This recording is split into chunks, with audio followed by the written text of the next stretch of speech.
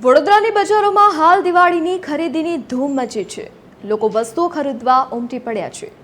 આવામાં લોકો સાથે ગમે તેવી ઘટના થઈ શકે છે। બજારમાં ખરીદી માટે જતા લોકોને જાગૃત કરવા વડોદરા પોલીસે લાઈવ ડેમો બતાવ્યો। ભીડમાં લોકોની સતર્કતા ચકાસવા વડોદરા પોલીસે અનોખું રિયાલિટી ચેક કર્યું। સિવિલ ડ્રેસમાં પોલીસ કર્મીઓ બજારોમાં પહોંચ્યા। ભીડમાં એક વ્યક્તિનો મોબાઈલ ચોરી કરી લોકોની સતર્કતા તપાસી। ઉપરાંત પોલીસે બગસરાની જ્વેલરીની ચોરી કરી, પણ ત્યાં વેપારી હાજર ન હતા। આ પ્રયાસનો હેતુ લોકોને તહેવારની ખરીદી દરમિયાન સાવધાન રહેવા જણાવવાનો હતો।